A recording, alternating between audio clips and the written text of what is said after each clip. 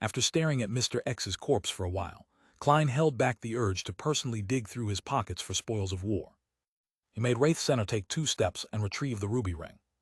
This way, even if Mr. X carried an item with unimaginable negative effects, it would be endured by the marionette and not affect himself.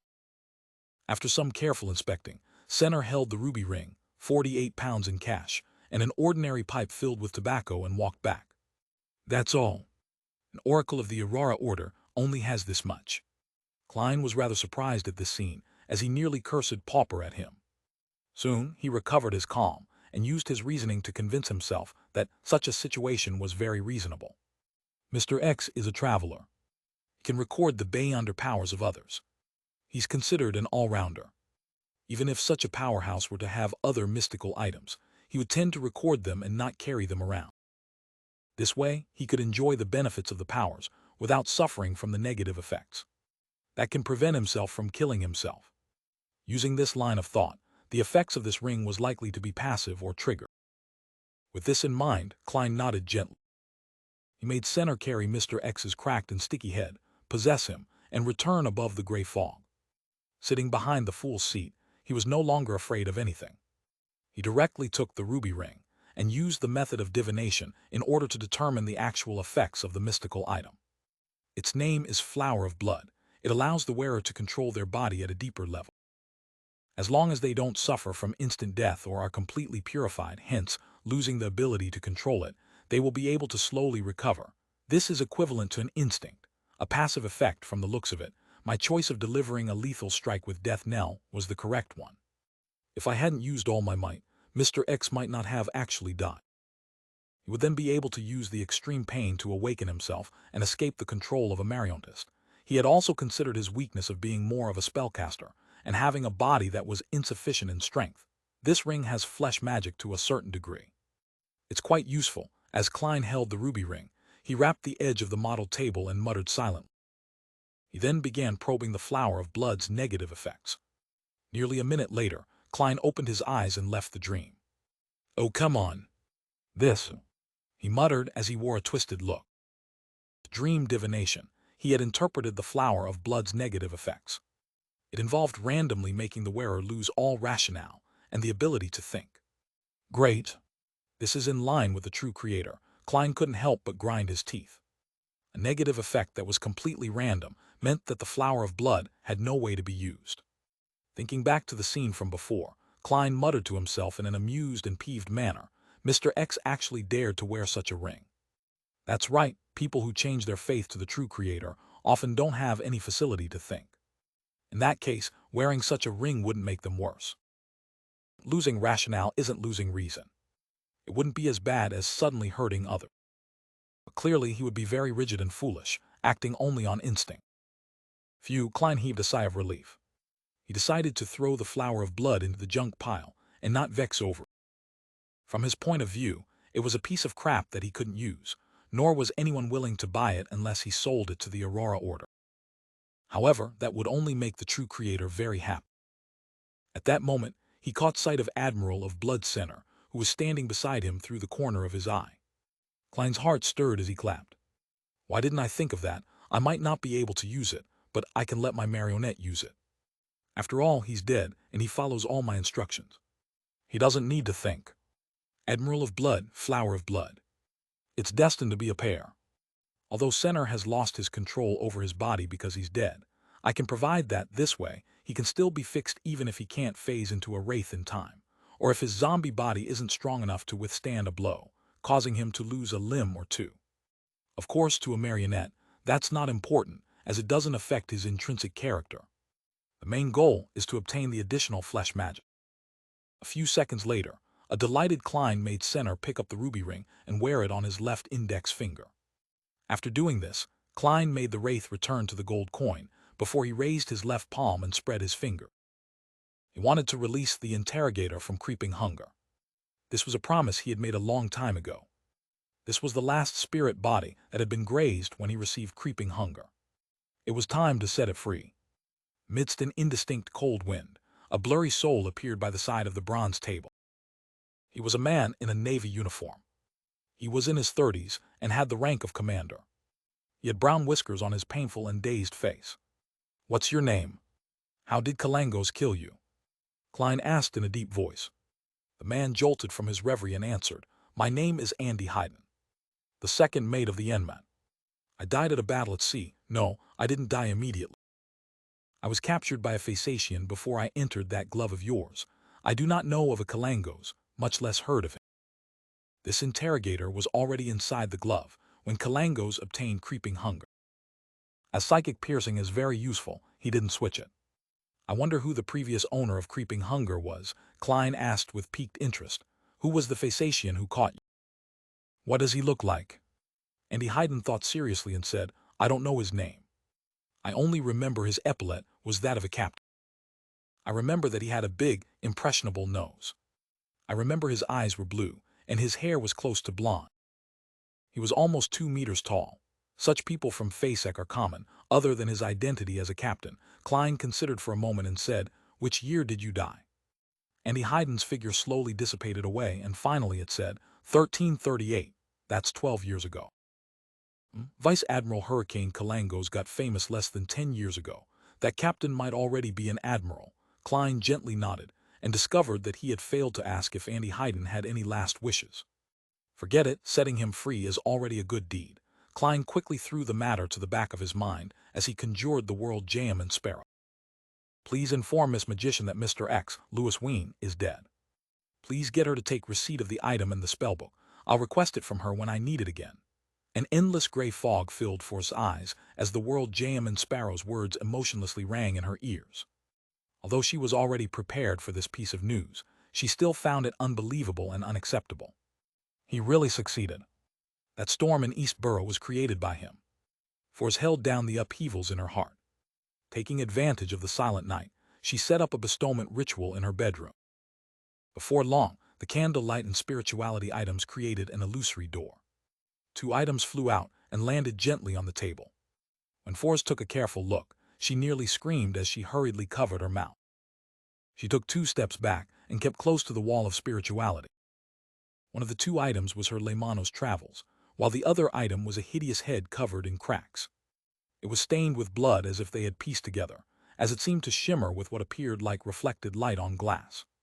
As a graduate of med school, and having worked as a doctor at a well-known clinic, Forrest had seen her fair share of corpses, but never had she seen such a disgusting, creepy, and terrifying head. After composing herself, Forrest looked at the head again, identifying it to be Louis Ween's. She carefully used astromancy to make a final confirmation. Following that, she muttered with a slightly twisted expression, "Mr. World shattered the target's head and then pieced them back together." At this moment, Forrest couldn't help have a scene surface in her mind. It was of the cold jam and sparrow sitting in front of a table, piecing together the bloody head fragments together, as though seriously putting a jigsaw puzzle together. This made Forrest involuntarily shiver. She had an inexplicable feeling that the world was a psychotic killer with a serious mental illness. Moving her gaze away, she took 2 steps forward and picked up Lemanos Travels and casually flipped through it. Her gaze gradually froze because there were more spells in the spellbook, most of them seemingly related to wind and lightning. This made her recall the lightning storm that quickly passed in East Borough. She was convinced that it was created by Mr. World. Forrest hurriedly flipped to the 3 charred yellow pages in Lemanos Travels and found them blank. She immediately had a guess, believing that the world Jam and Sparrow had likely gained Mr. Fool's help to record Beyonder powers at the demigod level. "I just realized that if I have enough money and resources, I can hire the Tarot Club members to help me record different Beyonder powers. This way, Lemanos Travels will become extremely powerful, but I don't have the money or resources. I can request for a reward from teacher this time. I can say that I paid quite a price to help seek revenge for him." Forrest thought and first thanked Mr. Fool before asking him to pass on the message to the world. "Very sorry that my payment isn't proportionate to the difficulty of the mission. After I receive a reward, I'll provide compensation." After the prayer, Forrest ended the ritual and hurriedly hid the head. If Zio discovers this, she'll definitely imagine a horror story. After she was done, Forrest clapped her hands as she thought leisurely. When Forrest replied, Klein had already returned to the real world. All he heard was a vague female's voice. But even so, he couldn't help the fear and horror he felt. This was because Death Knell had given him an additional weakness, the fear of women. On Saturday morning, Klein, who was wearing pajamas, rubbed his head and got out of bed. He didn't sleep well, as different women would inevitably enter his dreams, scaring him awake. He needed to spend several seconds to calm his emotions before returning to sleep again. Thankfully, this weakness only lasts 6 hours, and there's no need for me to head out in the middle of the night. I didn't have to face the maids. Klein sighed as he pulled the rope beside his bed. Richardson, who had been waiting outside, immediately entered with the clothes his employer needed to wear. I've no idea what Arrows said. Richardson seems to try to avoid me when facing me. Was it the kind of ladies he mentioned he likes, and that it happens to also be at odds with how society views it? Klein happened to only hear the magic mirror mention the kind of women that Butler Walter liked when he rushed back. He wasn't sure what had happened prior to that. He didn't use dream divination to obtain the corresponding information, as he didn't feel that it was necessary.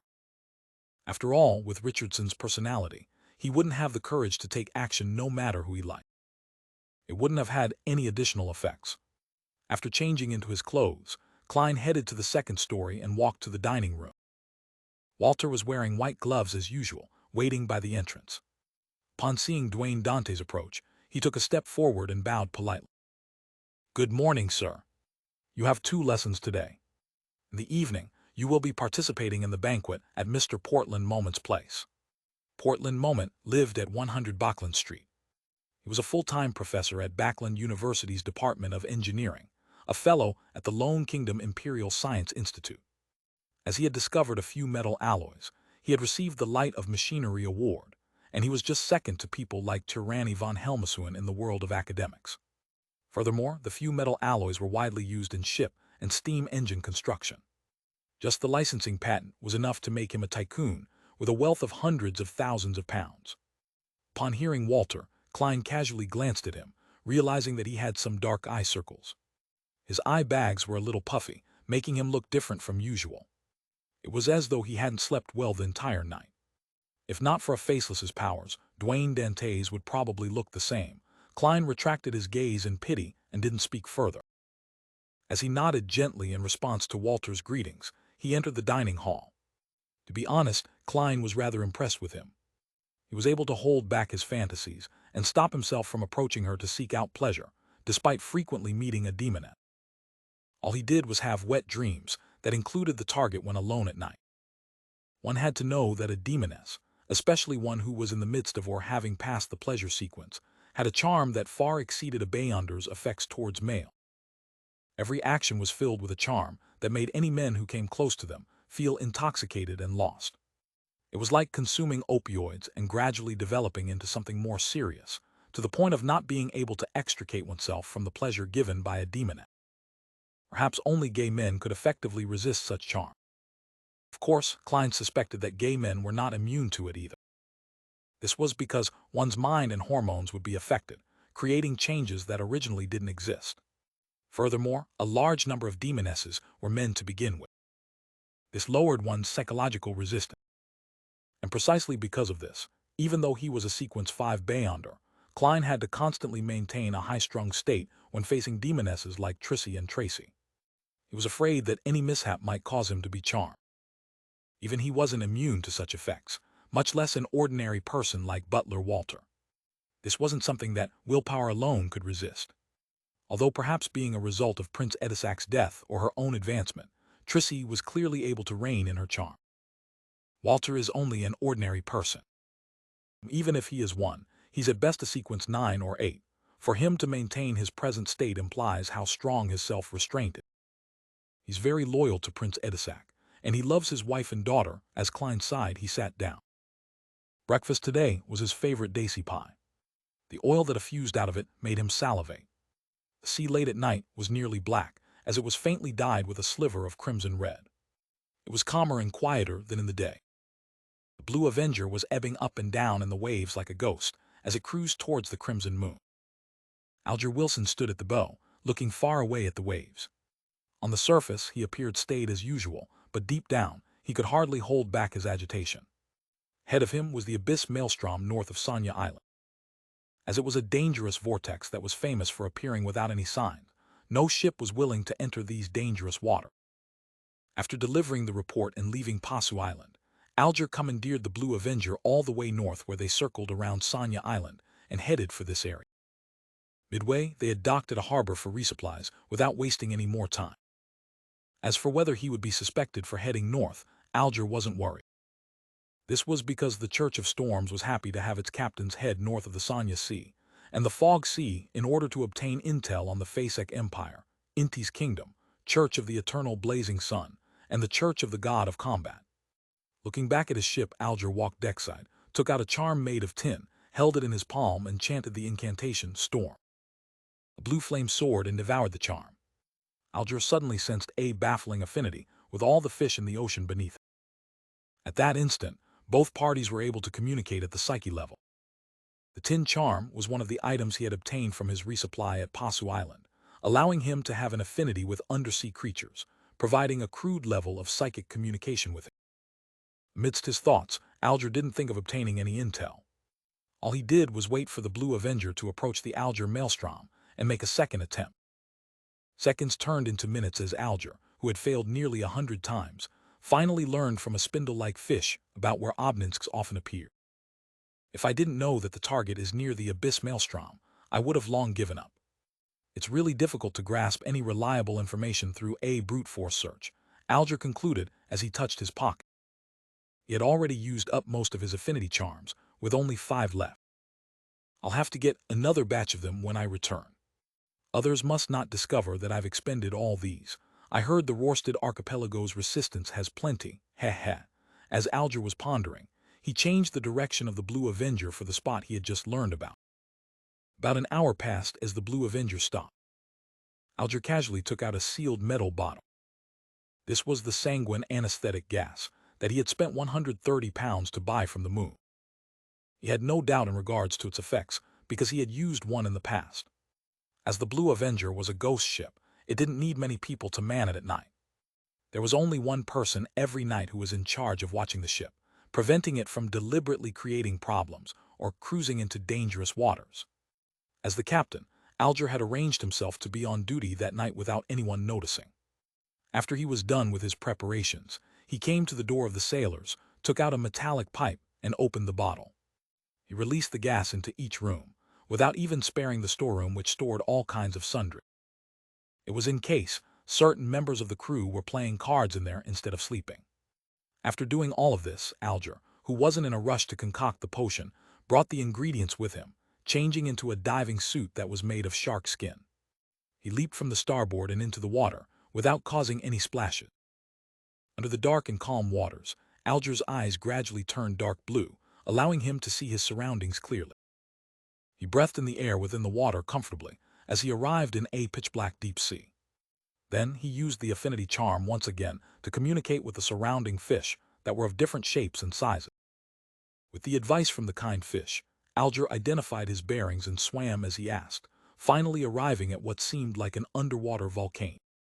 The fish actually didn't know that an obelisk stayed here. They only knew that their own kind, and a number of top deep-sea hunters often disappeared in the vicinity. With his Beyonder powers, Alger looked far ahead and saw the huge, black cave in the undersea volcano. Tentacles that were thicker than pythons found in a southern continent primitive forest gently flailed outward. Huge suckers and patterned skin, as well as the cave that was several times the size of the Blue Avenger, left Alger apprehensive as he didn't dare approach. An obelisk is at least a powerful sequence 5. Furthermore, it has a terrifying body. I can confirm that it's my target. Alger carefully swam over and stopped at a distance from the threat. After careful identification, he used the affinity charm once again. Following that, he allowed his spirituality to pass through the water and reach into the cave in an attempt to communicate with the powerful psyche force that was huddled inside. The massive psyche slowly relaxed as countless thoughts were released. It was taken aback for a moment before its psyche suddenly erupted like a volcano. Roar! Amidst a terrifying sound, the cave produced a ludicrous vortex that sucked the surrounding water, trash, as well as Alger towards it. It's filled with animosity. Alger's pupils constricted as his body turned slippery as he was driven by a formless wind backward in an attempt to escape. He used several Beyonder powers before escaping the influence of the vortex. He didn't dare stay near the undersea volcano, and he quickly surfaced before opening up a gap. Almost a minute later, Alger, who had escaped the dangerous area, spat out bubbles as he heaved a sigh of relief. That Obnins can actually resist the influence of charms that increase in affinity with sea creatures. Does it hate items with the Lord's aura? After some thought, Alger, who didn't wish to waste this opportunity, steeled his resolve since he had already come this far. He began using Elvish to pray amidst the seawater. The fool that doesn't belong to this era. Communication when he heard the illusory pleas. Klein was attending a banquet at Portland Moments Place due to the time difference. The banquet began from 7:30, and it continued all the way to 9:30, and even 10. This was because the appetizers, soup, side dishes, main dishes, staple food, vegetables, fruits, and desserts had numbered a total of 10 to 20 dishes. The footmen would serve the dishes one after the other, removing and changing dishes in unison to prevent the dining table from turning chaotic, and also providing an interval between the dishes in order to allow the guests to chat. Gentlemen would take the initiative to talk to the ladies to their right. In short, it's rather troublesome and exhausting. I even have to take note of which dish matches with which alcohol. However, it's quite tasty. Taking the opportunity when the roasted lamb was being switched out, he said to Ma'am Willis to his right, "My apology. PLL need to use the washroom." He got up, pressing his right hand to his chest and bending over slightly as a gesture. Then he left the dining hall and headed for one of the washrooms on the second story. Upon entering, he locked the door and immediately took 4 steps counterclockwise to head above the gray fog. "Mr. Hanged Man's prayer. He wishes for me to help him in gaining the goodwill of an Obninsk, and he's willing to find 15 pages of Roselle's diary, or help me do something of equal value. His progress isn't slow." Klein sat at the fool's seat as he emanated his spirituality and touched the constantly burgeoning and contracting crimson star. After pondering for a few seconds, he said, "Investigate all Faceac captains who participated in the Konotop Sea battle in 1338. As a historian, Klein immediately knew which sea battle it was when he learned that the interrogator had died at the hands of a Phasacian in 1338. In 1338, the relationship between Lone and Faceac was tense with occasional conflicts. However, there was only one battle that resulted in the death of someone that was at the level of a command. It was a sea battle that happened in East Balam's Konotop. And on a Phasacian fleet, there were definitely not many captains. In the deep, dark waters, Alger Wilson saw the endless grayish-white fog and heard Mr. Fool's answer. Investigate all the captains from the Faceac Empire that were involved in the Konotop Sea battle in 1338. Why would Mr. Fool pay attention to such a trivial figure? Is there some immense secret hidden in this matter? Alger's heart stirred. Without any hesitation, he directly agreed. "Your wish is my wish." Such a mission was difficult and very complicated for him, but it wasn't dangerous. It was something that the present him could accept. After the response, Alger heard Mr. Fool's deep voice once again. "You can return to the target's vicinity." That's it. As expected of Mr. Fool. After he obtained the authority, he is more like a sea god than Calvatua. His might isn't limited to the Rorsted archipelago. Alger was delighted as he thanked the fool solemnly. Then, bending his back and kicking his legs, he turned to head down, diving into the depths once more. In just minutes, he returned beside the undersea volcano and saw a turbulent flow in the gigantic dark cave as the tentacles were flailing and had yet to calm down. Although Alger trusted Mr. Fool in being sufficiently powerful and terrifying, an awakening ancient god, he instinctively became cautious when he saw that scene. He carefully inched forward. He suspected that the Obninsk's flailing of its countless tentacles was a sign of welcoming him. And at this moment above the gray fog, the sea god scepter-wielding Klein frowned slightly. It refuses to communicate with sea god, and it even hates the feeling, making it unwilling to show its goodwill. He muttered under his breath, exasperated. His influence on the surrounding waters through the prey had failed. For some unknown reason, the Obninsk strongly resisted Beyonder powers that promoted an affinity with sea creature. Through the prayer scene, he could see the thick tentacles thrashing about, and he vaguely sensed that the target was infuriated. It was trying to rip apart all living beings that dared approach it. "Mr. Hanged Man has gone over. He's going over." The corners of Klein's mouth twitched as he decided to switch his approach. He raised the sea god scepter a little higher, allowing the blue gems at the tip light up one after another, emitting a bright, blinding light. Right on the heels of that, he directed the violent aura of lightning storm over, casting it on the Obninsk. The thick tentacles that thrashed about at the bottom of the sea suddenly froze before falling down. They clung close to the seabed, as countless green points of lights appeared in the dark cave.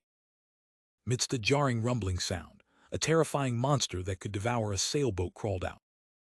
Its patterned black body was massive and distorted. It had a total of 3 heads, and each head had more than a dozen eyes. All of them were emitting a green light. The monster then prostrated, appearing as obedient as a trained hound. Indeed, tricks are needed in communication. Klein nodded in satisfaction, and once again used the Beyonder affinity powers to make the Obninsk open the mouths of its 3 heads via a psychic connection. This made Alger instantly see 3 dark caves, each of them large enough to provide a sailboat passage inside. Praise be to Mr. Fool, Alger looked at the magnificent scene before him as he couldn't help but mutter inwardly. He didn't waste any time, and he chose the middle head by quickly swimming towards it. A spiraled and warped passage quickly appeared in Alger's vision, as the walls were made of flesh. The width was comparable to the bow of the Blue Avenger. Whoosh! Water flowed into the passage, heading right for the deep depths. Alger took the opportunity to let his body go with the flow. Suddenly, he felt as though he was back as a sailor, engaging in combat amidst waves, groggy from being tossed around. It couldn't be sustained. By the time Alger used his Beyonder powers and got a hold of himself, he had already left the tunnel of flesh. He was in a dark, spacious world, with a sticky sensation by his feet. There was a putrid stench everywhere around him. In just a second, Alger realized that the liquid inside was corroding him. He hurriedly produced a water membrane as he made it swell into a transparent sphere. He knew that he was already inside the Obninsk's stomach. Without any hesitation, he took out all the bottles he had long prepared and began concocting the potion. As the supplementary ingredients were thrown into the wide-mouthed metal bottle, they mixed into a dark blue liquid. Following that, Alger carefully threw in a jellyfish that enveloped azure blue seawater in its translucent membrane. The distant and ethereal singing grew in intensity before calming down.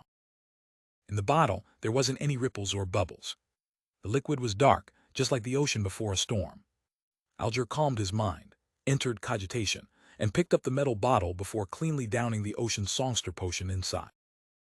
The liquid was cold, as it brought about a numbness that slid down his gullet and into his stomach. It then spread throughout his body cells at an unimaginable speed. At that instant, Alger vaguely heard countless voices. They came from all life at sea, but the Obninsk's body blocked most of it, leaving a relatively screened-out version. Plub, plub, plub. Alger felt his heart beating violently as it spewed blood outwards. His spirituality and the sound waves began to remold his voice and soul. He couldn't help it as he opened his mouth, letting out a loud sigh. Amidst the sigh, Alger felt his spirit body being ripped slightly. As the sound waves spread outwards, they first turned into mottled scales on his skin before pulling out long flesh tendrils that appeared like flailing tentacles. The sound wave continued spreading outwards with his spirit body fragments, making contact with the sticky liquid within the Obninsk's stomach, and they magically bounced back, infusing Alger's body once again. Alger, who was on the brink of losing control, instantly felt better as he seized the opportunity. Without any fear of embarrassing himself, he began singing loudly in a bid to vent the invisible sound waves that would blast his body apart. Rough, messy, off-tune singing filled with a metallic quality spread outwards, wave after wave, mixing with the numerous spirit body fragments before bouncing back on the Obninsk's sticky stomach wall.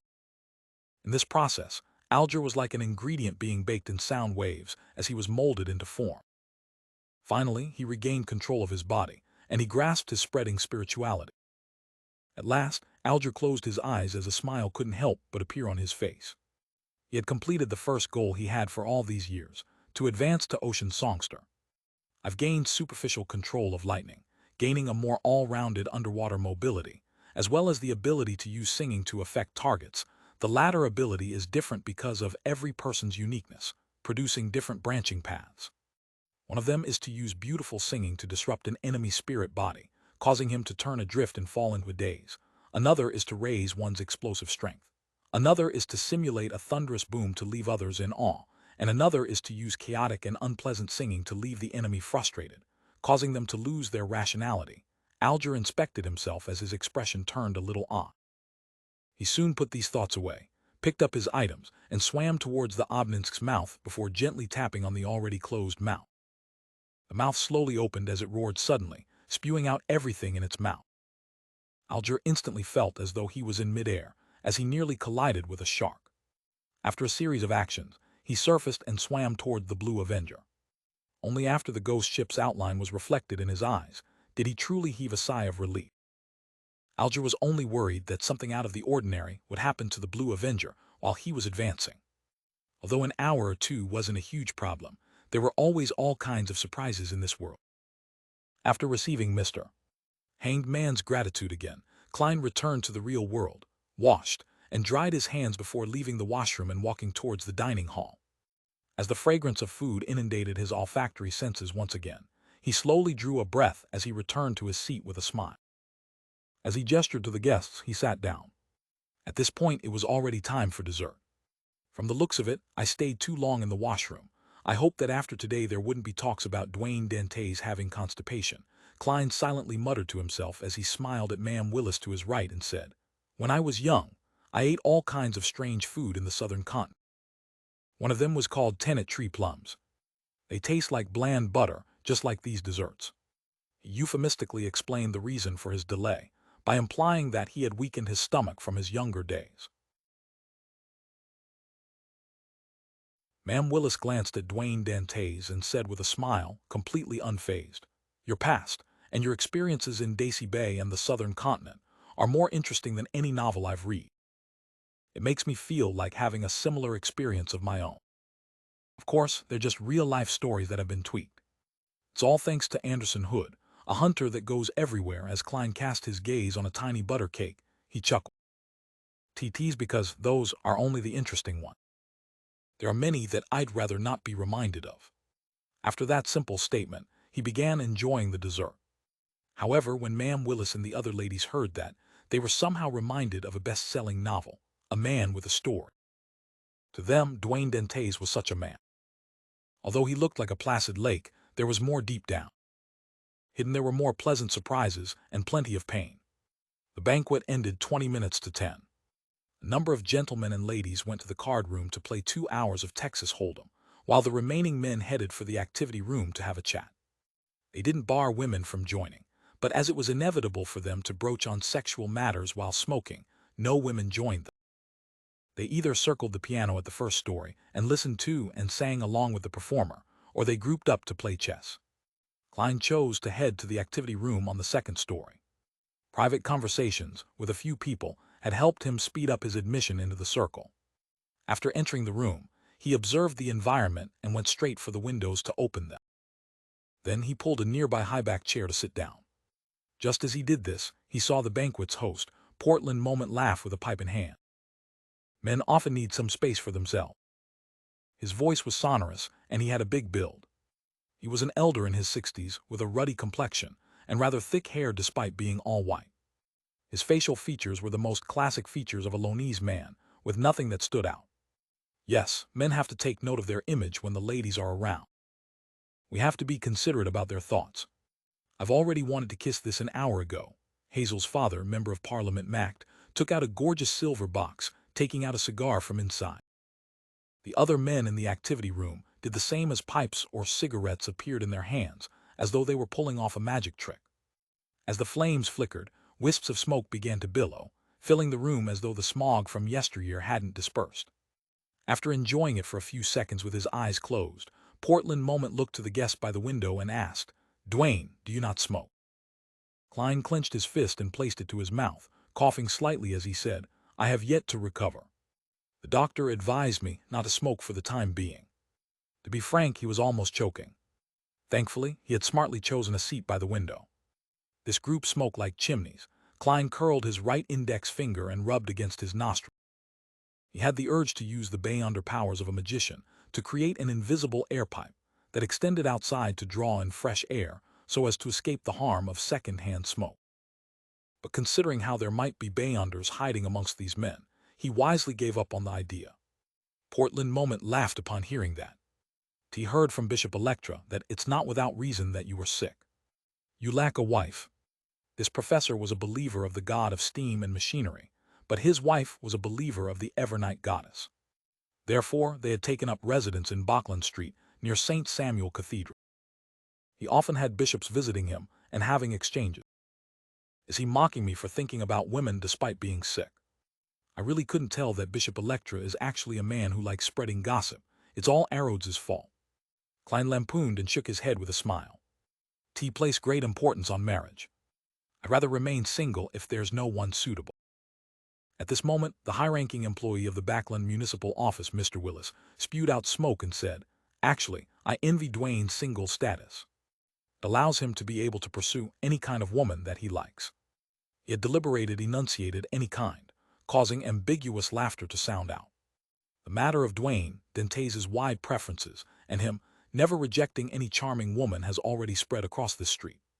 Klein held back his right hand to prevent himself from subconsciously rubbing his temple. He felt that the deep, dignified, handsome, gregarious new tycoon's image was undergoing a subtle change. He first suspected that it was the loudmouth, Bishop Electra, that had spread the news, but later believed that it was Butler Walter who had proactively gotten the servants to spread the gossip. This was because a nearly flawless, charming gentleman would often be unknowingly ostracized by members of the same sex in a circle. But when a blemish surfaced, with a topic that could be used in jest, it made it easier for him to build closer ties. Klein wasn't angry about such treatment. Instead, he deliberately gave a wry smile in a rather gentlemanly manner. "That's why I have difficulty choosing, causing me to remain single to this day." "Hello." Portland Moment and Company laughed in unison. Member of Parliament Mack then said, "What you need is to be a little more decisive. A good marriage and a good family aids a man greatly." He stopped teasing him and gave serious advice. "From the looks of it, no matter which world you're in, you can't escape the fate of being pressured into marriage." Klein nodded gently and glanced out the window, taking in the night scenery of Portland Moment's garden. At this moment he saw a figure.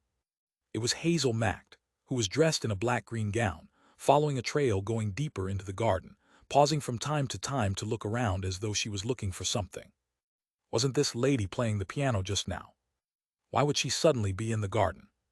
When Klein retracted his gaze, Hazel's figure was blocked by flowers. When guests attend banquets or balls, leaving the hall to head into the garden isn't something impolite. After all, it's a very stylish habit to take a stroll under the moon and take in the flowery aroma of the night wind. However, this often implies a rendezvous. Who's Hazel rendezvousing with? No, it doesn't seem like it. No one that came today is truly her equal. Although she doesn't appear as arrogant after the fright she suffered in the sewers, making her occasionally look depressed, she still seems to belittle ordinary people deep down. She's dealing with the negative effects of the mystical item. That doesn't make sense. Entering a lounge or the washroom would be better than the garden since there's more privacy. Furthermore, back at the ball held at her place, she also went to the third story and not the garden. Klein eliminated the various impossibilities and finally had a theory. From the way Hazel is trying to sense or find something, she seems to have noticed some abnormality and plans to observe and deal with it up close. Does this also mean that there's some paranormal activity happening in Professor Portland Moment's house? If that's true, this professor or someone in his family isn't simple at all. The bishops of the St. Samuel Cathedral haven't realized anything despite them visiting often. A marauder's senses and observation skills in certain areas definitely stand out. Klein didn't have any thoughts of intervening in the situation outside. After all, something that Hazel could sense was definitely nothing too dangerous. Besides, St. Samuel Cathedral was nearby. If there were any hidden secrets, no one would attempt to escalate matters and would instead try to lay low. At this moment, Mack finally calmed down from an untasteful joke and looked towards Portland Moment. "T heard you'll be leaving Bachland University." Professor Portland Moment sucked at his pipe and said, "That's right. The Higher Education Commission wishes that I become the Chancellor of the reorganized Bachland University of Technology. Heh. Although a large amount of my wealth comes from metal alloys, what I'm best at is mechanical engineering. They've promised to build me a better laboratory there and also provide me with more funding.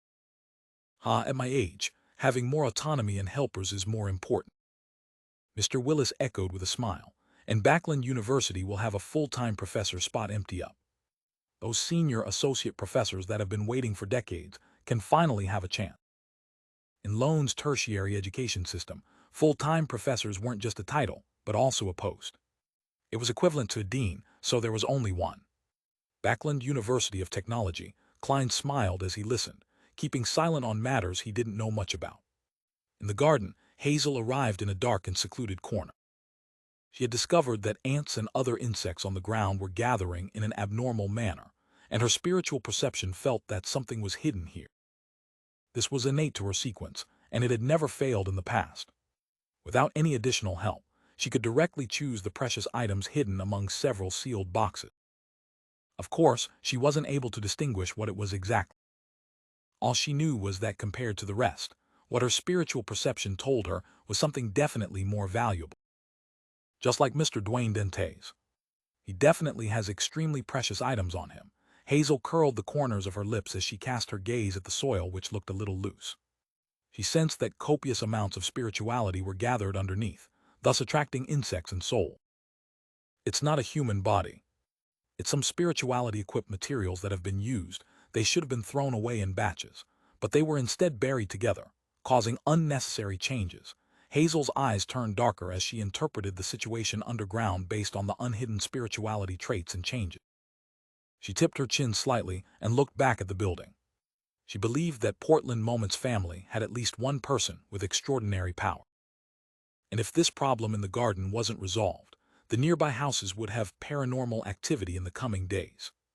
Hazel retracted her gaze, extended her left hand, and aimed it at the soil. With a gentle grip, she slowly twisted her wrist. The gathered spirituality vanished as though it had been stolen by someone. 100 Bachland Street, in a corner of the garden in Portland Moment's residence. The many ants and worms that were gathering there slowly dispersed as the cold, creepy sensation faded. That person with extraordinary powers likely doesn't have any experience. With her goal achieved, Hazel nodded indiscernibly before turning around briskly and strolling through the garden. She wasn't in a rush to return as she enjoyed the crimson moonlight, the cold air, and the faint flowery scent. After a long while, Hazel stopped her stroll and left the garden, entering the hall on the first story. At this moment, apart from the guests still playing Texas Hold'em, many ladies and gentlemen had bid farewell.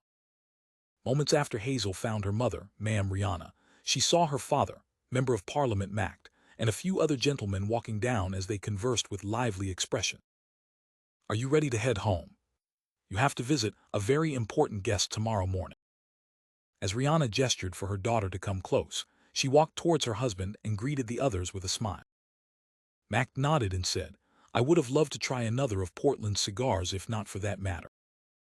Rihanna swept her gaze to Willis, Dwayne Dentes and company, and she asked in passing, "Gentlemen, what are you talking about? It sounds interesting." Mac turned his body to the side and said with a smile, "Dwayne said that he encountered ghosts when he was in the southern continent. He and his companions suddenly woke up in the middle of the night and found themselves unable to open their eyes. Their bodies were heavy, as though someone was pressing on them. They used a great deal of strength before escaping such a state and left their bed. However, they discovered their rooms were extremely cold. You might not know this, but East Balam's weather is hot most of the time." Then, Dwayne and his companions each held double-barreled hunting rifles and stood guard the entire night. They frantically left the town after the sun rose. After hearing that, Ma'am Rihanna looked at Dwayne Dentes with piqued interest. "Is that true? Do ghosts really exist?" Klein shook his head with a smile. "That I'm not sure of. Perhaps my companions and I had just experienced a harrowing adventure, and our bodies and minds weren't in the best of condition.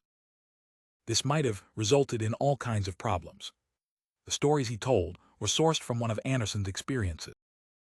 Back when the strongest hunter of the Fog Sea was exploring a temple in the primitive forest, he chanced upon a specter, creating a large-scale breakout overnight.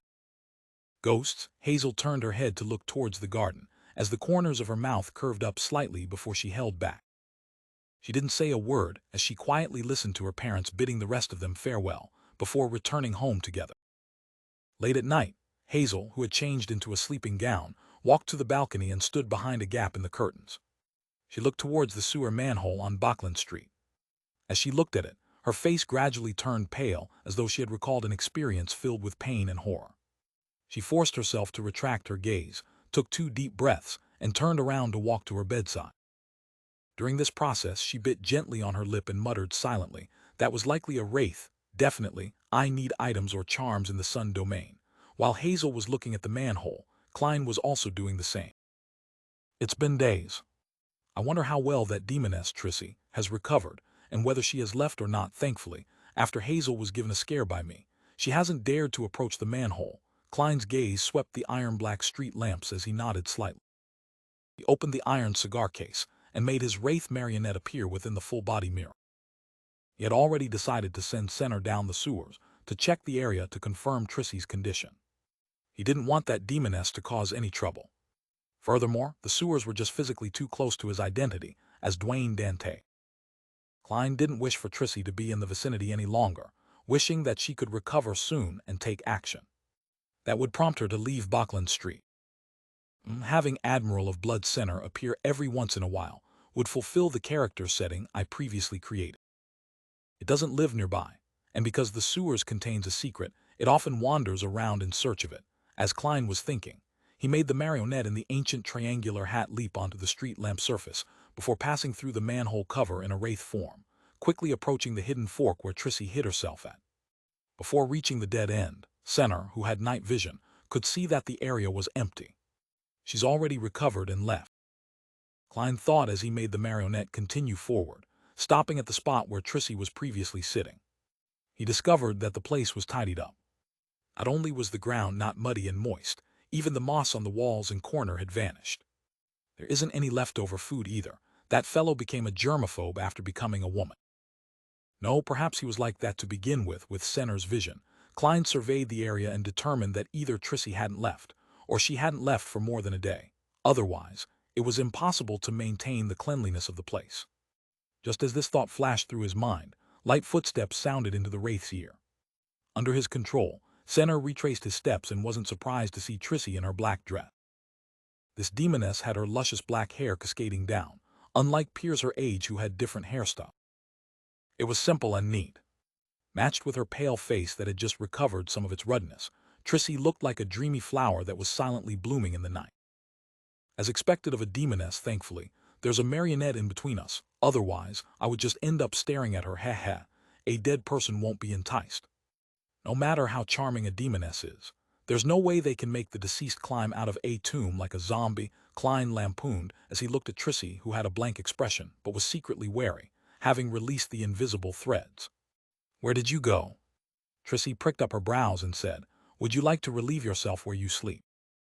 I thought a demoness wouldn't need to use the washroom." Klein gave a self-deprecating comment and made Senner chuckle. "Are you referring to pissing and shitting?"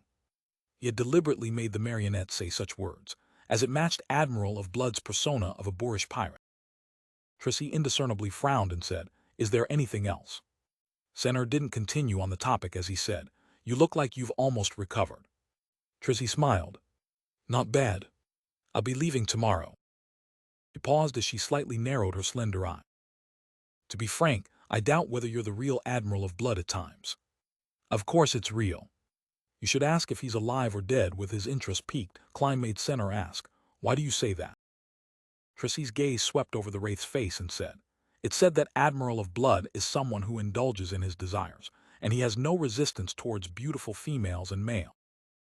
Yet I don't see any sparks of desire when you face me." T believed the real Admiral of Blood would have added the condition of doing something I wouldn't want to in the agreement. Klein deliberated for 2 seconds and made Senner give a self-deprecating smile. "TM afraid of finding myself lost to pleasure and ending up being controlled by you." Trissy's expression instantly changed. This was indeed one of the reasons why she had raised the topic. To a demoness of pleasure, Beyonders who habitually indulged in their desires were natural prey.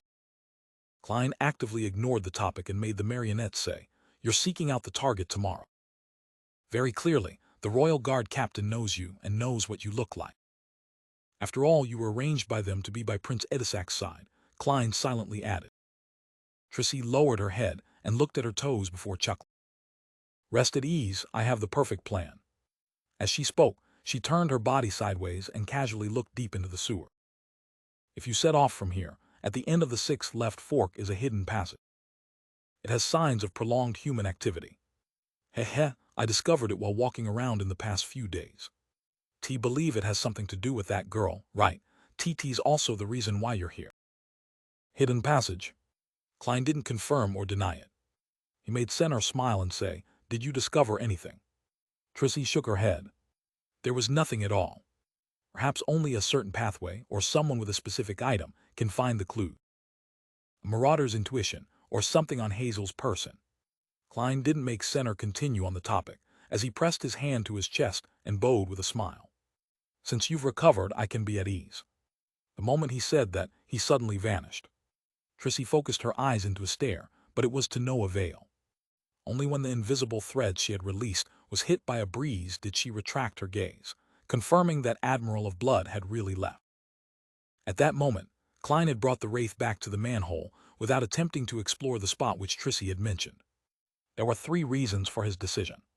First, it had exceeded 100 meters.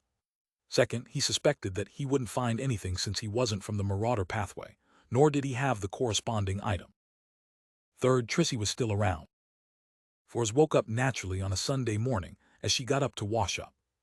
As she chewed on a fresh piece of toast, she retrieved a stack of items from her mailbox. As she walked to the coffee table with a cup of coffee on it, she casually flipped through the items and discovered a reply letter she had been looking forward to. Throwing down the papers, bills, and other letters, Forrest tore open the envelope. Teacher is already in Backland. Forrest quickly read through the letter as she muttered in surprise. At the same time, she saw the toast in her mouth plunge to the ground. Hat Trick Inn on Sherwood Burrows, 22 Hope Street. Just as the attendant at the front desk was about to drink some water, she saw a lady walk in. The lady was about 1.65 meters tall, and she wore a light-colored dress with frilly sides. Her brown curly hair cascaded down. She wore colored glasses. She looked casual, just like someone who had just returned from Daisy Bay. She held a dark brown leather suitcase as she unhurriedly walked to the front desk. A lady with extraordinary disposition. Her attire is nice. How I wish I could see what she looks like without her glasses. As a female, the attendant habitually sized up her clothes and accessories. She then heard the lady say in a languid tone, "1 night. A single room. 2 solely and 8 pence." The attendant gave her the room rate for the day and directly asked, "Do you have any identification documents?" She wasn't too adamant about registering her identity, because the inn had no means of confirming the authenticity of the documents. "Yes." The lady put down her dark brown suitcase and took out an identification document from her handbag before passing it to her. "Margaret Taylor," the attendant muttered as she registered her before finding a bunch of keys. "Room 2012. "Thank you." The lady in fashionable attire received the keys, carried the dark brown suitcase, and walked towards the staircase. At this moment, an attendant in a red vest came over. He bowed and asked, "How may I help you?" He immediately cast his gaze on the dark brown suitcase. The lady curled her lips into a smile as she shook her head. "There's no need. It's very light." With that said, she didn't stop as she walked up the stairs and entered room 2012. Only after she closed the door and put down the suitcase did she raise her right hand to her chest, letting out a long sigh of relief. Why do I feel like a psychotic murderer? She was none other than the disguised Four. There was nothing in her suitcase, except for Mr. X's head, which was wrapped in newspaper. The 2 attendants from before probably wouldn't have guessed that a fashionable lady didn't have any clothes, facial products, or makeup in her suitcase, but a cracked, bloody head. If they were to discover that, everyone in the inn would be given a fright. This is source material for a detective novel. Forrest calmed her feelings of anxiousness and picked up her suitcase again and opened the door. She observed the corridor and saw no one walking through it. She hurriedly walked out and headed for room 2016 and rapped on the wooden door. Her teacher, Dorian Gray Abraham, was living in the same room he previously used. After sensing someone sizing her up through the peephole, Forrest heard the doorknob twist as the gears unlocked. Dorian Gray was dressed in a black suit with very broad shoulders. He looked to the left and right warily before making way, allowing his student to enter. "No one noticed you, right?" Following that, he closed the door and asked cautiously. Forrest put down the suitcase and removed the colored glasses that hid half her face. "No, I used a fake identity. As a Beyonder in Backland with rather rich experience as a low-sequence Beyonder, having a few fake identification documents was necessary. Furthermore, she had Zio's expert help in such matters. The only problem was that it was ultimately a fake identity that couldn't stand up to police scrutiny. However, Force had heard that there were places where real identity documentation could be obtained. Furthermore, they were documents which the police department had a record of, with the pictures swapped. Of course, the price was much more expensive. Dorian nodded gently and silently exhaled. As he got Force to sit, he brought a chair over and said, "You mentioned that someone is paying to find the direct descendants of the Abraham family at a Beyonder gathering in Backlash. And the goal is to find information on Mr. Dor." "Yes, teacher," Force said nothing but the truth. "I don't know much about the family, so I thought of asking you to see if you knew anything." She hid 2 points, namely the Beyonder gathering being called the Taro Gathering, and that she long knew that her teacher was a member of the Abraham family. Dorian sat down and drank a sip from a white porcelain teacup. He asked with a calm expression, who was the one asking. "Team not sure. I can only confirm that it was a woman. She had concealed her appearance. She seemed very powerful and must have quite a strong back." Force described her impression of Ma'am Hermit. What she didn't say was that this woman had close ties with Queen Mystic Bernadette. Dorian Gray pondered for a few seconds before saying, "I don't know much either. All I know is that Mr. Dor is the ancestor of the Abraham family. He vanished during the War of the Four Emperors. You can try using this piece of information to get some of the bounty. Mr. Dor is the Abraham family's ancestor. Mr. Dor, who made the Abraham family suffer the curse of the full moon, causing many members to lose control, is actually the Abraham family's ancestor." Force was alarmed. Having already learned some of the problems of the Abraham family from Mr. Fool, she couldn't believe that the cause of all of this was the source of the bloodline. "Does Mr. Dor not know the consequences of his action?" Force muttered silently as she couldn't help but frown.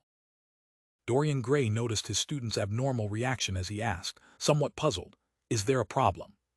"Oh no, I didn't manage to hide my expression," Force deliberated and said, "I just don't understand.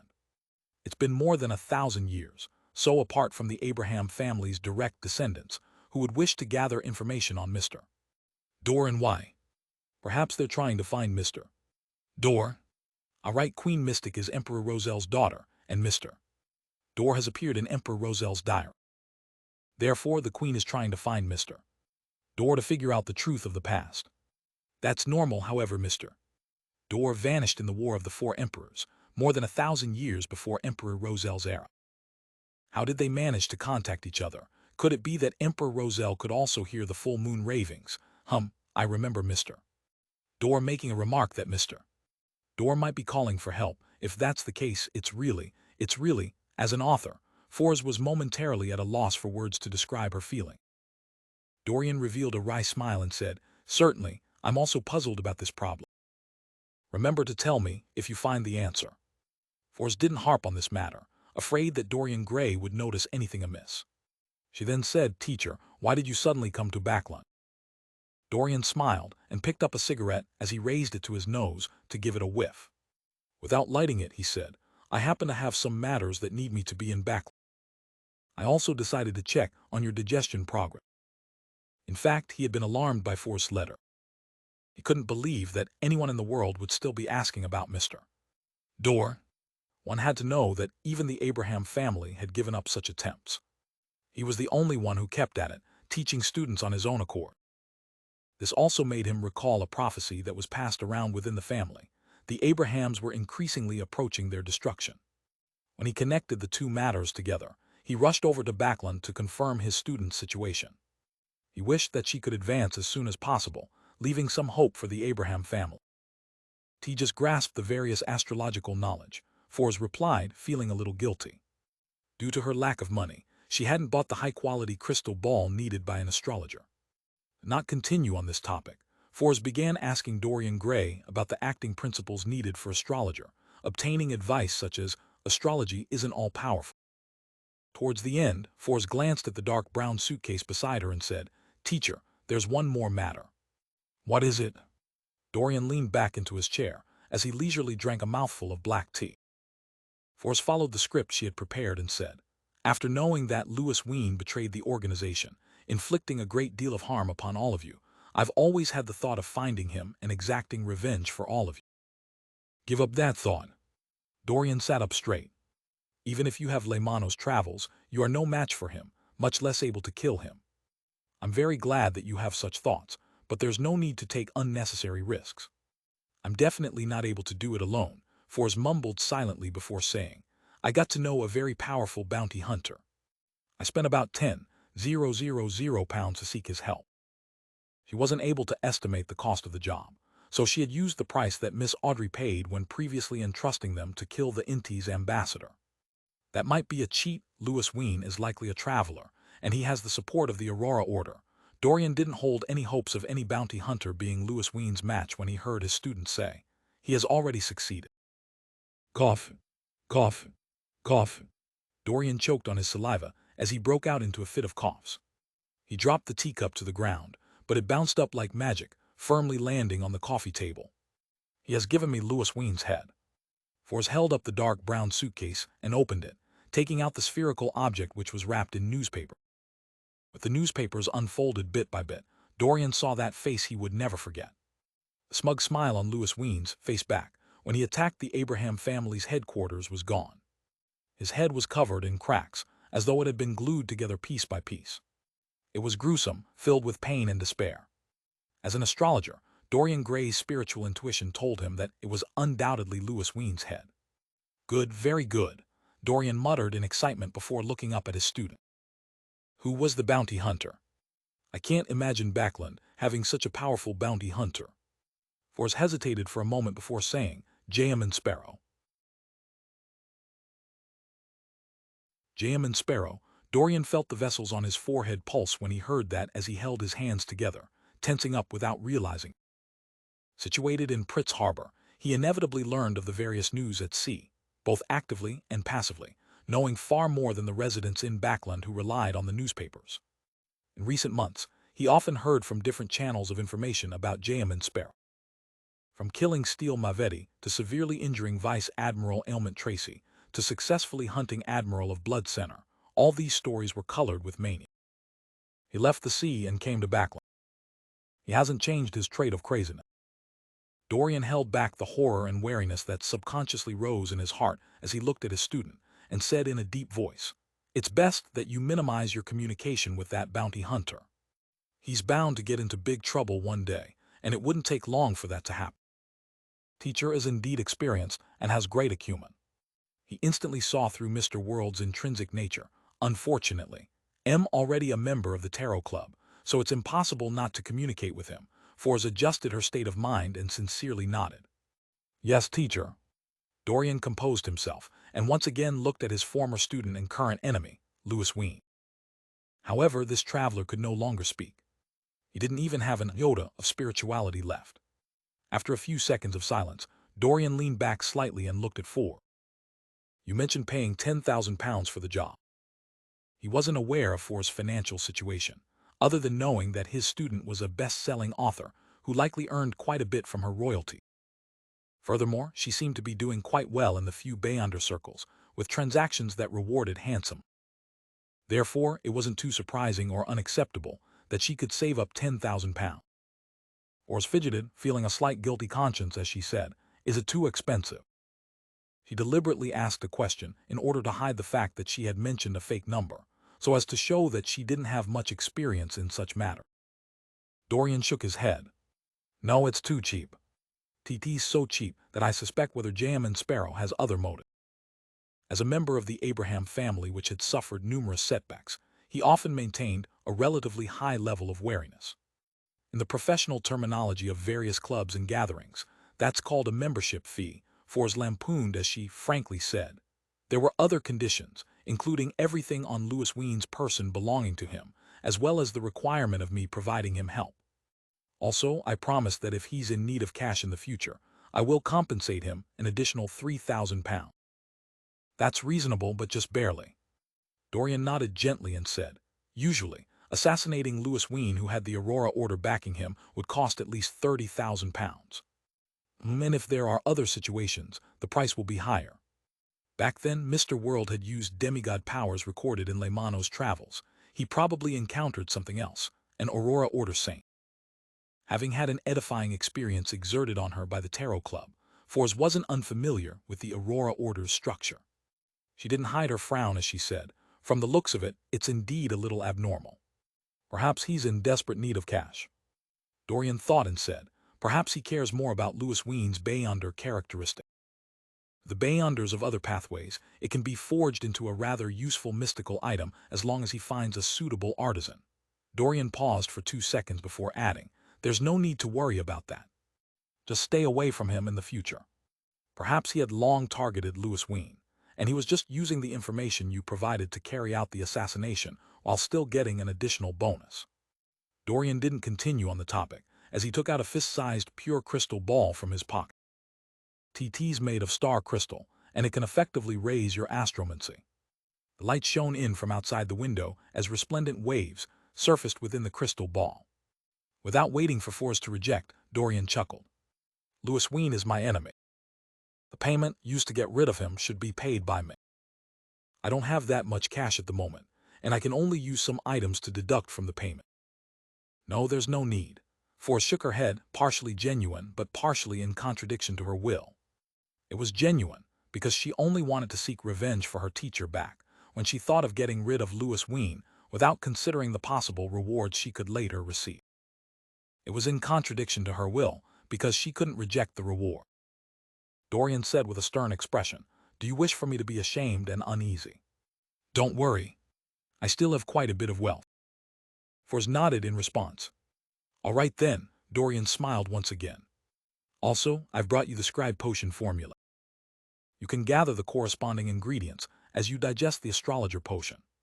I'll prepare one of the main ingredients for you, the brain of an Asman. You'll have to rely on yourself for the rest." An Asman was said to be a monster that existed in ancient time. It looked like an unprotected human brain that could fill a room. Not only could it create terrifying illusions, but it could also make its attackers die from their own attacks. As he spoke, Dorian took out a yellowish-brown goatskin and passed it to Forbes. Forbes received it in gratitude and quickly scanned the list of main ingredients. One complete brain of an Asman, cursed artifact of an ancient wraith.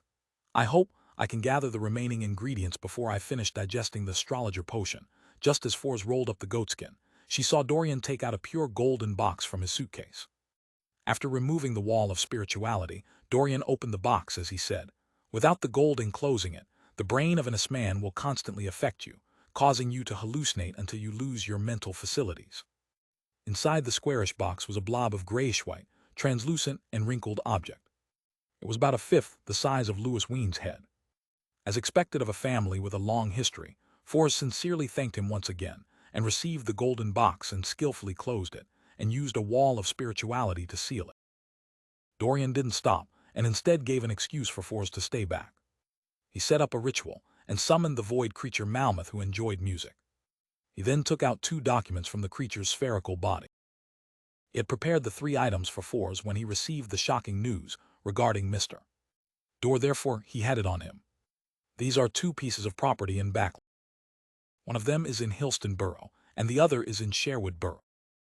They are in excellent locations and should have a total valuation of about £6,500. The amount you can sell them for will be yours," Dorian said with a smile. Although the Abraham family was in a state of decline, as a former angel family with a long history, it still had quite a bit of resources, including land, tree farms, property, manors, and mines. However, Dorian only had control over a few, with most of the remainder belonging to the various smaller families. "The place I'm renting costs £2,500 and in an OK district, but an average location. What teacher gave me today does add up to about £10,000. Forbes couldn't help but sigh inwardly. In the Holy Wind Cathedral, deep blue efficient Randolph Valentinus looked at the mandated Punisher deacon and said, "Any findings?" The new Backland archbishop was a middle-aged man with a domineering demeanor. His dark blue hair was thick, and he had large earlobes. His eyes seemed to constantly hide lightning and storms within them. The mandated Punisher deacon standing before his desk was a thin middle-aged man wearing a modified captain's hat. His looks didn't stand out, but there was an anchor tattoo on his neck. The man answered reverently, "Your Eminence, we've already caught some of the members who participated in the gathering. However, they have no idea who the rest are, much less know of the person who assassinated Mr. X. According to their description, the assailant was about 1.6 meters tall and likely female. We can't rule out the possibility that it's a short man. Randall held back his anger and asked, "What do you plan on doing next?" As we are temporarily unable to know who Mr. X invited to the gathering, and 1.6-meter tall women are common, our plan is to relax our stance on the surface as we target a few suspicious targets and convert those we've caught into informants. Without us exerting any danger, those bunch of lunatics from the Aurora Order will definitely seek out the murderer themselves in order to avenge Mr. X. They'll likely do a carpet search, and this way, not only will we find the assassin, but we can also discover more clues to the Aurora Order, the thin middle-aged man explained in detail. Randall nodded in thought and said, "Roy, when taking action, remember to apply for a Grade 1 sealed artifact. The situation is clear that the Aurora Order has at least a saint in back, and the assassin's strength is greater than the typical Sequence 5 Beyonder, and they similarly have a demigod backing them." "Yes, Your Eminence." Roy Wellesley struck the left side of his chest with his right fist. "Dwayne, you often exceed my expectation. It hasn't taken you long to finish studying the revelation of Evernight's Book of Wisdom." Inside St. Samuel Cathedral, Bishop Electra closed the Bible in his hands and smiled at the pious tycoon with gray sideburns and deep blue eyes. Klein laughed and replied, "This is expected of a believer. Next up is the study of the letters of the saint." "Yes, which saint do you wish to begin with?" Electra asked. Klein looked to his sides and chuckled. "Let's do St. Samuel then." Electra wasn't surprised at that as he seriously introduced. St. Samuel was a Backland archbishop during the fourth epoch of the Trunsost Empire. He contributed greatly to the spreading of the goddess's faith and entered her divine kingdom before dying, becoming an angel. As he spoke, he flipped to the corresponding letters of the saints. At this moment, Klein's spiritual perception was triggered. He felt a deep sense of evil and diabolical will spread above him. Following that, a cold and quiet feeling extended from underground, leveling everything and restoring the cathedral to its former tranquility. Bishop Electra snapped out of his daze and said to Dwayne Dantes, who didn't seem to detect anything, "Sorry, I just recalled something." "It's fine," Klein replied with a warm smile. Although he didn't seem to notice anything, thoughts were flying through his mind. He began considering what the anomaly that happened during that instant meant. Previously, the keepers would head upstairs along the nearby staircase. It can be preliminary determined that they live there, coinciding with the area where the anomaly happened. The keepers aren't in the best of conditions, so the chances of them losing control are greater than ordinary Beyonders, causing them to suddenly release a sense of an evil and diabolical will. And this was suppressed and quelled by the core seal deep behind Channy's gate. If that's the case, there are two possibilities. One, the core seal behind Channy's gate can sense all the anomalies in St. Samuel Cathedral, and then react instinctively. Second, during the keeper's watch over the years, they are constantly corroded by the core seal's power. In a certain sense, they are a part of it, or they bear the weight of the corresponding traits. Once any abnormalities happen, their bodies will immediately intervene. If it's the former, that means that when I knock a keeper unconscious and replace him, it will easily be detected by the core seal behind Channy's gate. It will produce an anomaly like before, causing my plan to fail right at the beginning. If it's the latter, I'll definitely be repelled when entering Channy's gate. Even when disguised as a keeper, I need to figure out the problem before coming up with a direct countermeasure. It's really difficult to steal sealed artifacts from the various churches. It's no wonder almost no one is willing to do so. As Klein's thoughts wandered, he superficially paid attention to Bishop Electra's explanation of St. Samuel's experiences and letters that he left behind. When it was almost time, he politely bade him farewell. After returning to 160 Bachland Street, he saw his butler approach just as he handed his hat and cane to Richardson. "Sir, do you plan on holding a ball or banquet next weekend and invite the neighbors?" Walter wasn't using a suggestive tone, but a tone of inquiry. However, Klein knew very well that since his butler had raised the matter, it meant that it was almost time. He nodded gently and said, "Saturday night then." "A ball? TLL have to trouble you and Tanja to make the preparations. TS there enough money." When saying the last statement, Klein looked to his housekeeper. Tanja sternly nodded and said, "There's enough. The various alcoholic beverages in your wine cellar, is enough to handle several banquets. When moving into 160 Bachland Street, Klein had handed her £1,000 in cash for the household expenses. From the looks of it, even with the need to replenish fine wine, tea leaves, and coffee beans, it wasn't something that could be spent in a month. The gold pound is rather strong after all. Klein nodded and smiled. Let's not use wine that's too expensive for our first ball. It's common to be reserved in loan. Yes, sir. Although Walter was very aware of how to run a ball, he still paid serious attention to his employer's instruction. He paused and said, "There are only two things you need to do.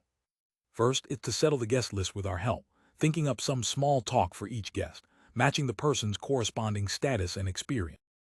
Second, it's to order a suit for the ball.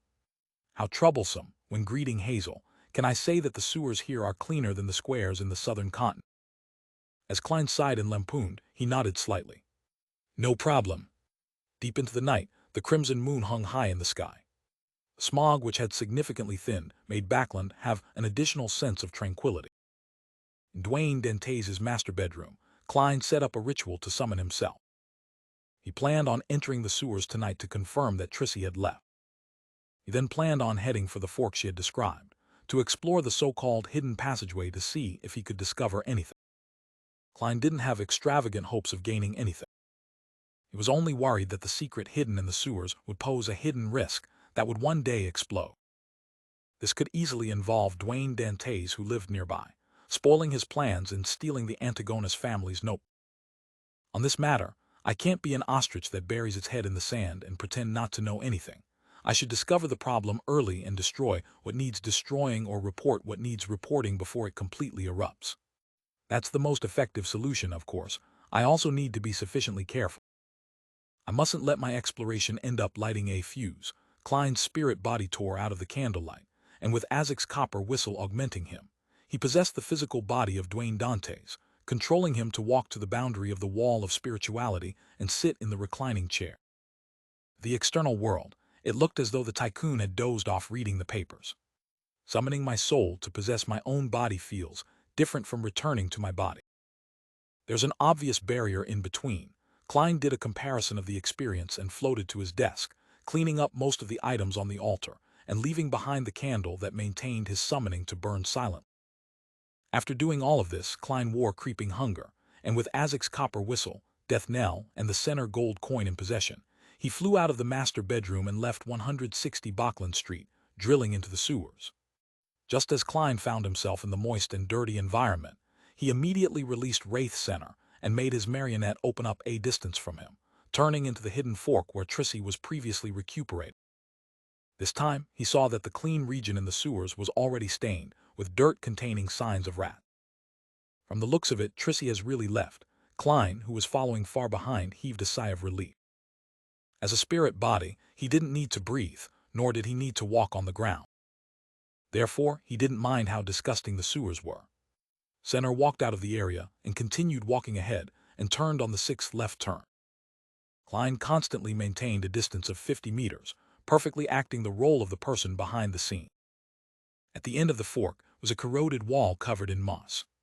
At a glance, there weren't any abnormalities to it. If Trissy hadn't mentioned it, Klein wouldn't have gotten his marionette to observe every inch of the area in detail. A few minutes later, Center suddenly straightened his back and walked forward, entering the wall. Passing through the rather thick obstacle, Klein's eyes opened up. With the marionette's vision, he saw a half-natural, half-artificial cave.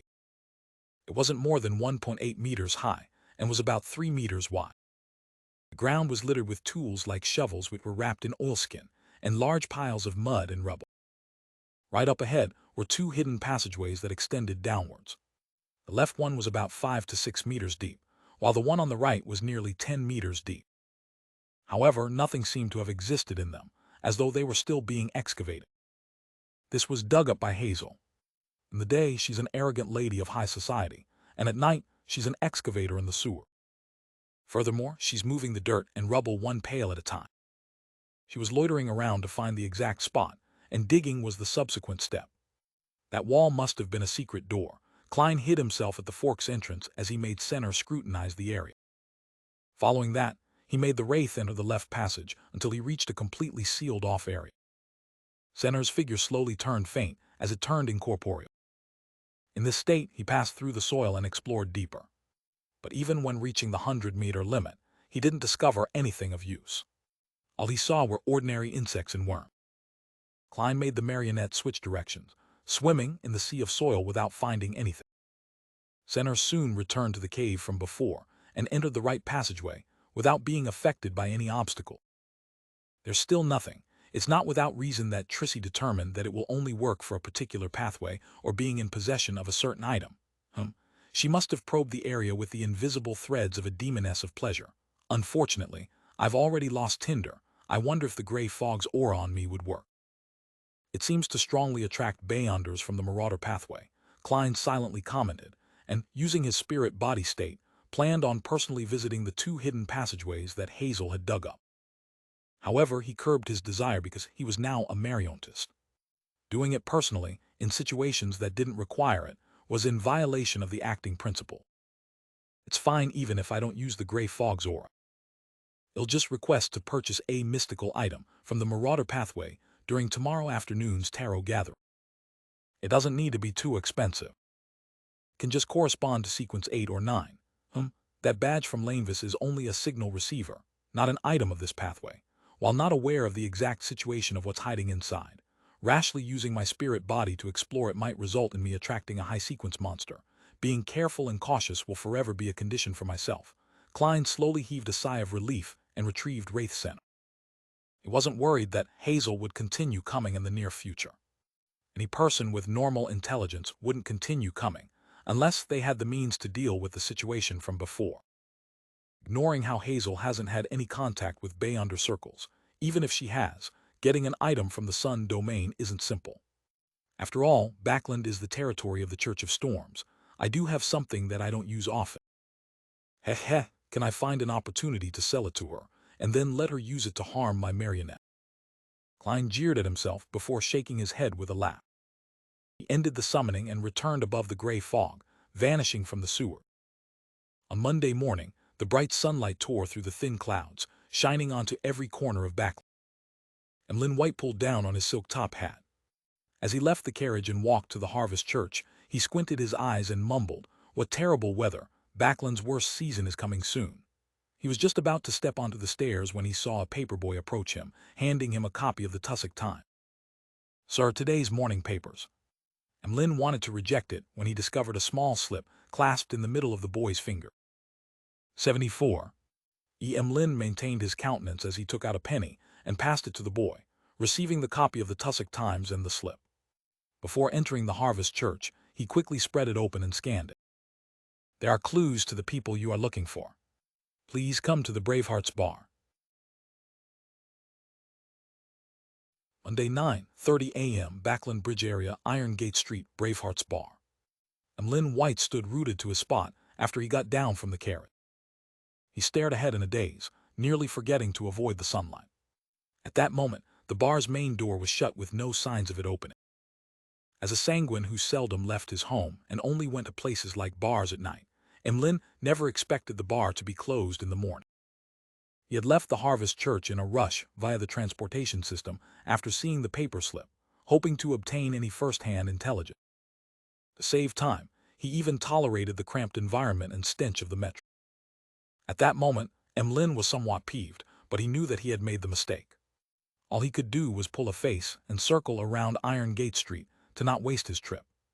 Just as he was about to approach a rental carriage that stood along the street, he caught sight of a familiar figure from the corner of his eye. The person was wearing a brown rounded top hat and an old coat while carrying a ragged haversack. He was none other than Ian, the underground arms dealer and intelligence merchant.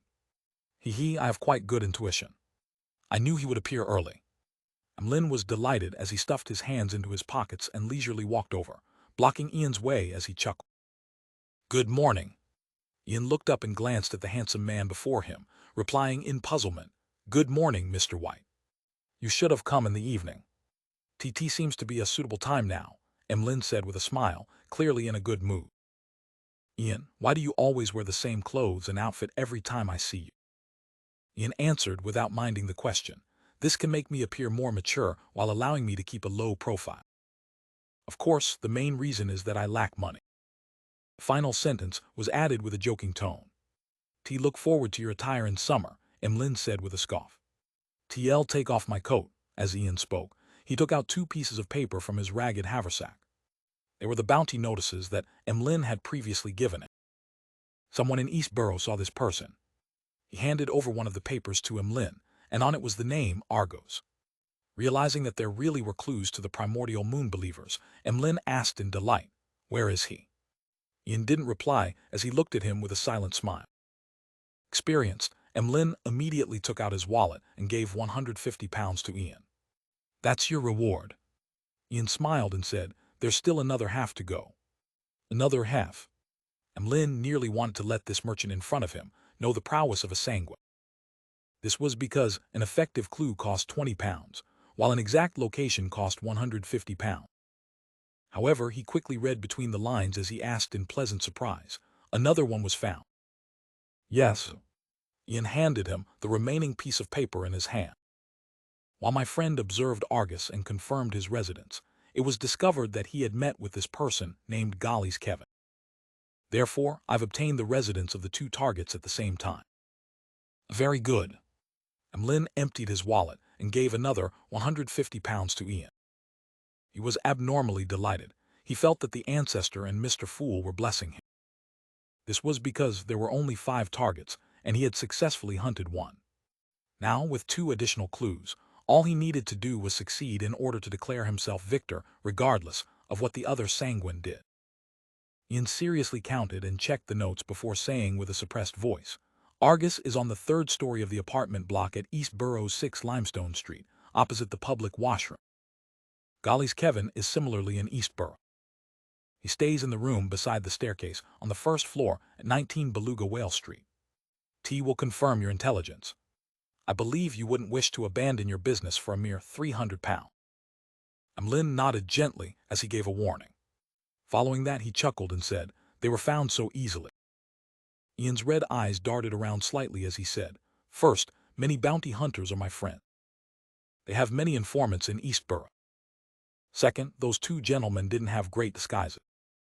Despite being in Eastborough, they wore very different attire from the people around them. If they were willing to wear more ragged clothes and did more than 12 hours of labor work, I believe they would be hard to find in the messy Eastborough. Is that so? One needs to take note of the difference in environment when hiding oneself." Emlyn muttered silently to himself, feeling as though he had learned a new trick. He didn't plan on heading to Eastborough immediately. This was because, even if he took action in the day, it would be very difficult to escape without causing a commotion. It was a rather dangerous act in Backland, as it meant that the mandated punishers or nighthawks might come knocking at the door just after he sneaked back home. Emlyn planned on verifying the situation and taking action between 8 to 9 in the evening after the tarot gathering. The primordial moon believer from before was quite strong. These 2 likely aren't weaker. Although I have confidence, it feels unsafe only relying on myself. As Emlyn considered the problem, he waved his hand and bade Ian farewell. He rode on a rental carriage, heading back for the south side of the bridge. Eastchester County, Stone City. Audrey stood behind a railing, watching the servants placing the items that had been brought from the family castle in suitable spots. The scene was bustling but orderly. "I'll send someone to Associate Professor Michel later and tell him that I'll be paying a visit to the Relic Search and Preservation Foundation. I hope that they've obtained some items that have been tainted with Bayonder effects." As Audrey's mind wandered, she couldn't help but smile. She was proud of her decision of donating the funds to establish the foundation. When her eyes that were as beautiful as emeralds saw the time on the wall clock, she hurriedly reined in her thoughts and turned to return to her bedroom. Susie was slumped in a corner of the bedroom. Its front paws were crossed, giving it a sense of elegance. In front of it was an opened book. There were dense lines of text written on it. Susie would raise one of her front paws from time to flip the page as she read with great seriousness. "Every time I see Susie like that, I feel a little ashamed, Audrey. You mustn't slack off on your education." Audrey encouraged herself in silence as she approached, planning to get Susie to head outside to guard the door. Susie looked up and glanced at Audrey before standing straight up, saying, "I got it." After saying that, it briskly ran out the bedroom without closing the door. "Haven't said anything." Audrey blinked as she softly muttered to herself. He had given such instructions many times. It prevents Susie from detecting that she wanted to be alone in the room from 3 to 3:30 p.m. On Mondays, forbidding humans and dogs from coming close. She had also done similar matters at other times, pretending that there was a gathering, wanting alone time while maintaining an irregular pattern. I have to say that Susie's existence has effectively raised my motivation to learn, as well as how strictly I handle matters. I can't be inferior to a dog.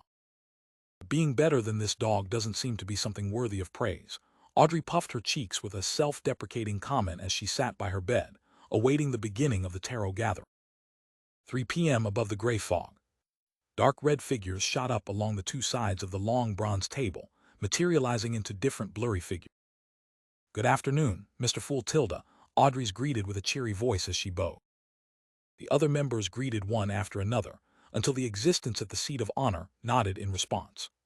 While sitting down, Fours couldn't help but look at Mr. World, wondering what she should use as an opening. Apart from passing on her teacher's reply to Ma'am Hermit, she planned on doing a few matters.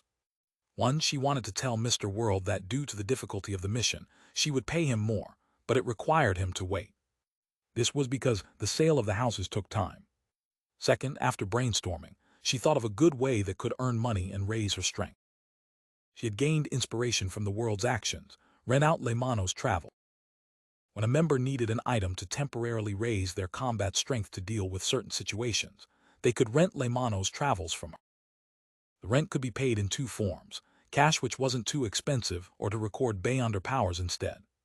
This also meant that the renter had to guarantee that the spellbook was returned with more filled pages.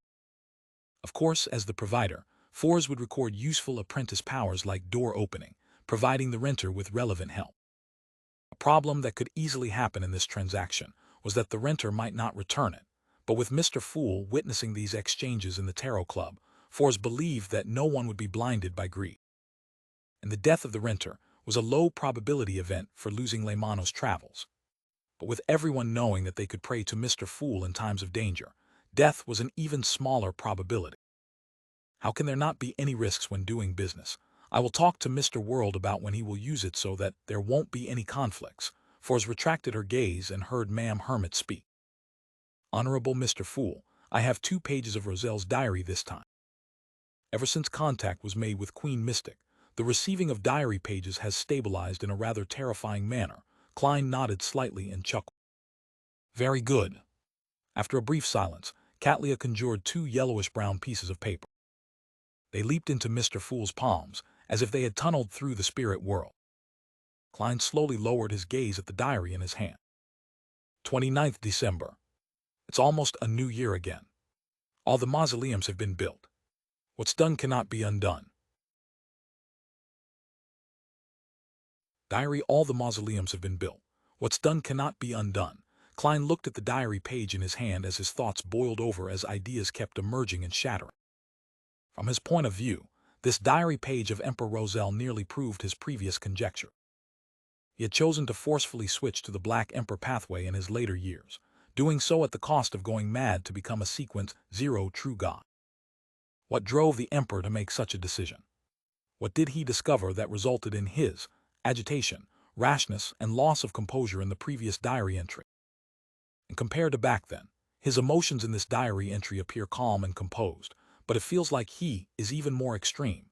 It's hard to imagine what the Emperor experienced or encountered in his later years that resulted in him having such an abnormal situation, the madness that angels are embroiled with to begin with, or is it something that had happened to the faith of the believers that kept him anchored his rationality? If he was normal, shouldn't he hold back a little and strive for certain outcomes before finding an opportunity to devour the hidden sage? Klein instantly thought of many things, but he was unable to find any evidence. And on this page of goatskin, there were only 2 short lines of text, as though it indicated the final diary page of Emperor Roselle's life. The end of the year or the beginning of the new year was the day he was suspected to have perished in the White Maple Palace. An emperor of an era, a transmigrator's last words. Klein sighed silently as he flipped to the goatskin beneath.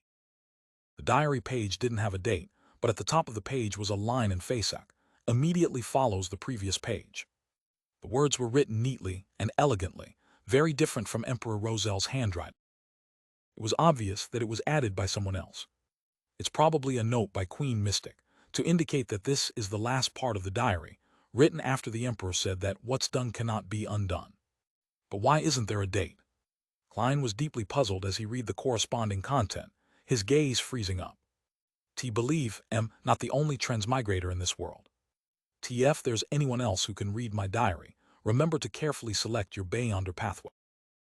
Once you choose this, it pretty much confirms your allies and your enemy. Team unable to give any actual suggestion, because I myself can't see the true faces of the 7 deities or those evil gods.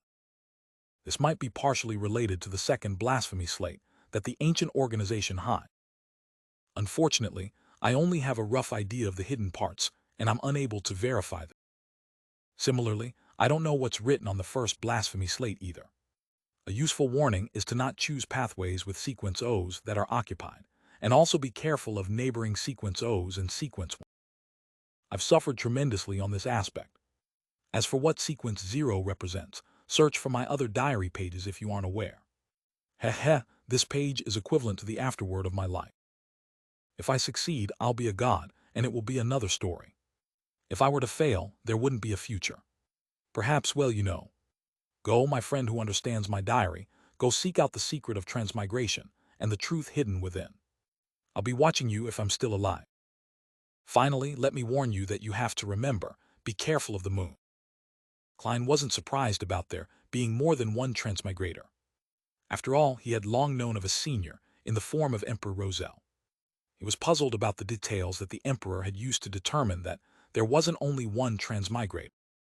This was a very important point, as it held great meaning as to whether there were incomparable problems in his bid to return home. This was like an unknown equation.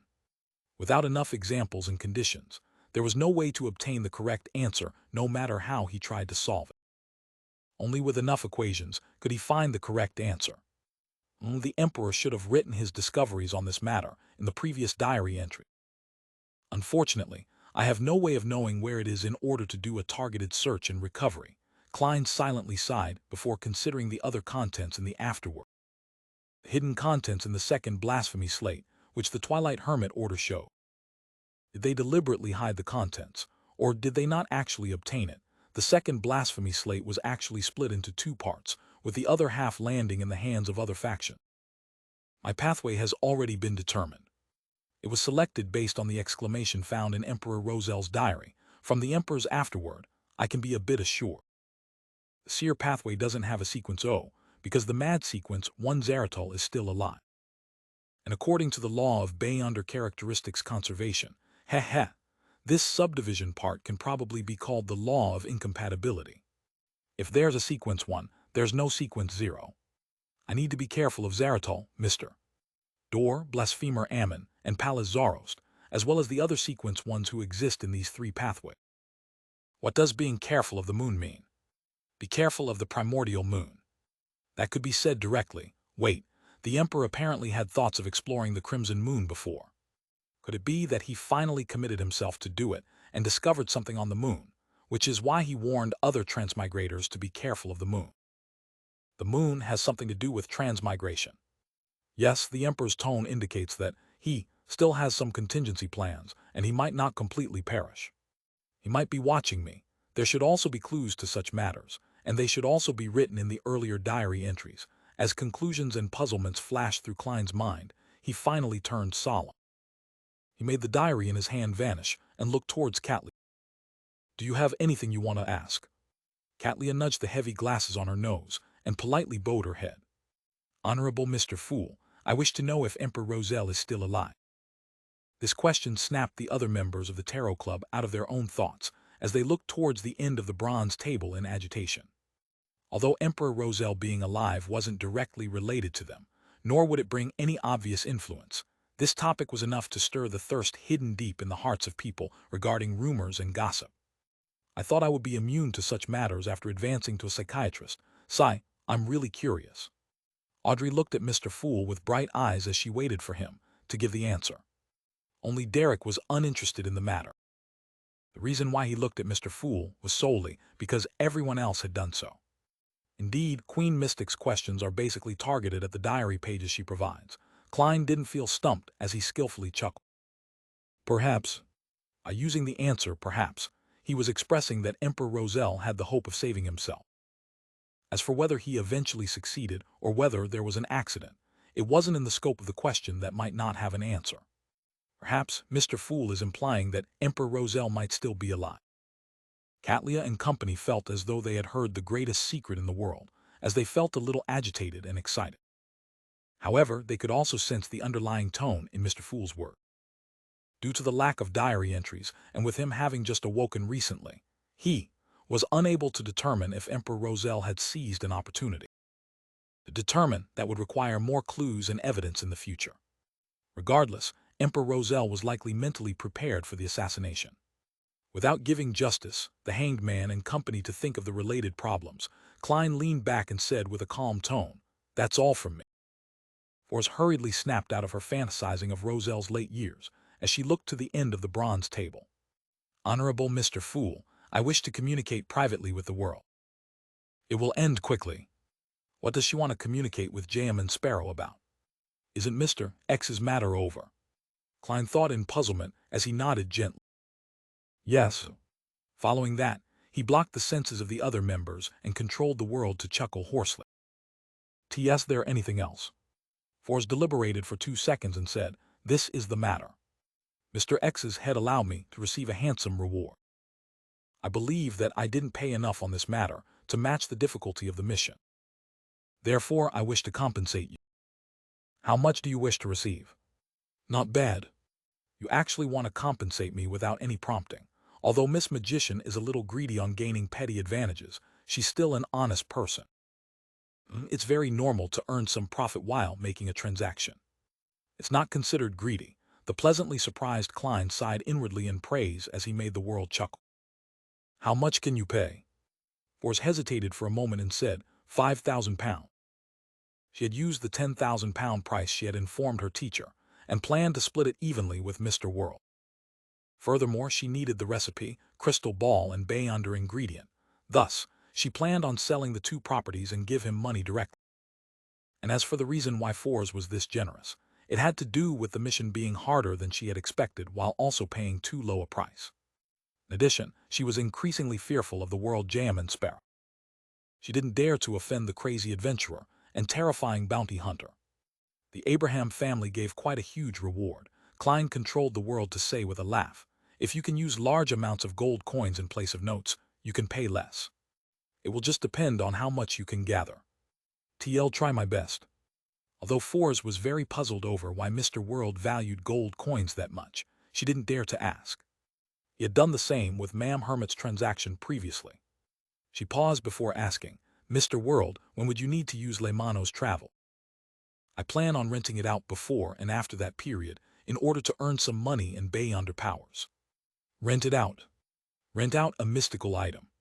Klein was taken aback upon hearing that. He never expected Miss Magician to have such business-oriented mind.